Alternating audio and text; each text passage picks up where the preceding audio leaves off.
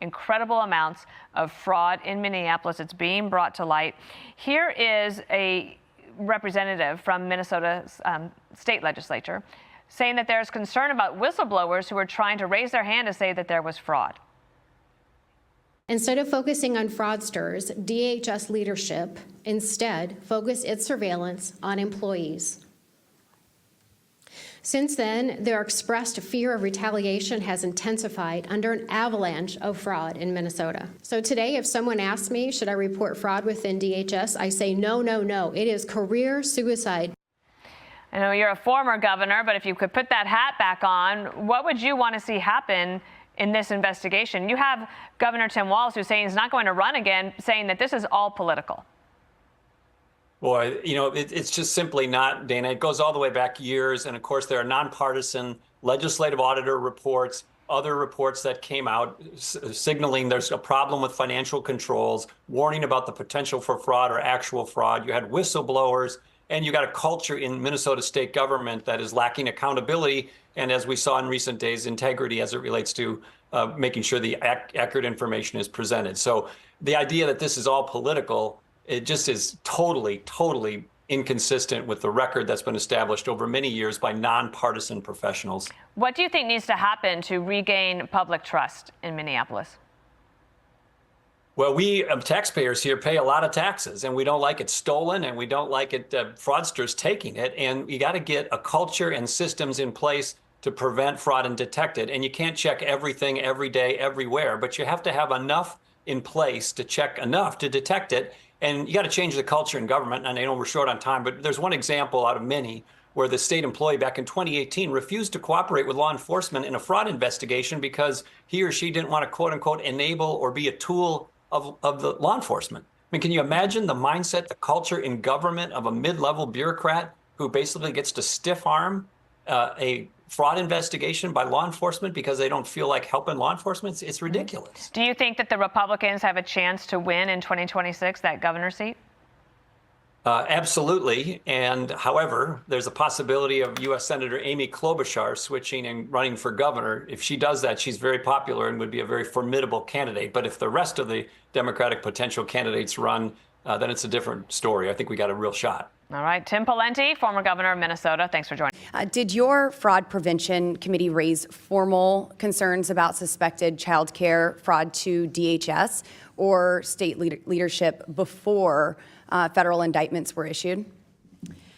So the original federal indictments came before I was elected back in 2015 or so. And then we thought DHS had cleaned it up, and they did not. So we did a hearing last February of 2025, and we provided them a list of child care facilities we thought they should check out. My understanding is they have not.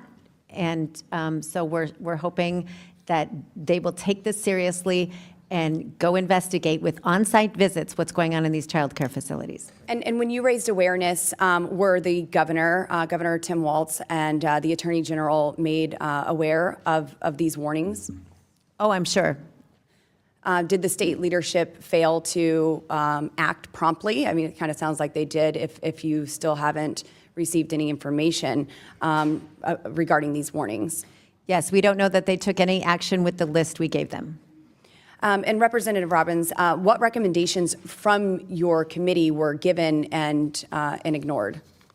So in general, we always try to look at internal controls, and we've asked, I mean, it's not complicated. We want them to go make sure recipients are eligible, that providers are eligible, that services are actually being provided. Our staff has gone to many of these places, and so it's not just the Nick Shirley video. Our staff has gone and looked at this, and there are literally no one there during business hours. Some of the offices where we have the address are empty. Like there's no furniture. So they are not doing their job.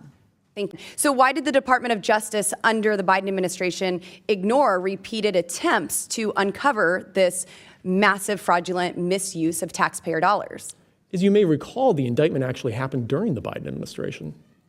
And what action has been taken in the state to ensure that this isn't happening? Because we just saw dozens and dozens of centers that are receiving hundreds of millions of dollars collectively that are not functionally operational.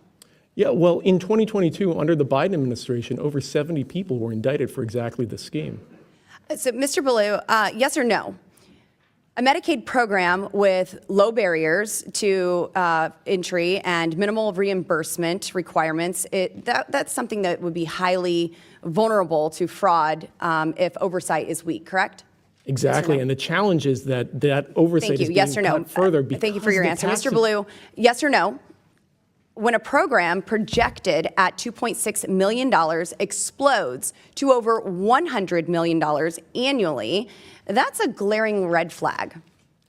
The problem that we have is that all the oversight at the federal level Yes or for no? this Is that a being red flag cut. when a The challenge- $2.6 million program The challenge that we explodes to over have $100 million? Yes or is no? the offices that Yes are or no, sir? responsible for identifying those red flags are being defunded.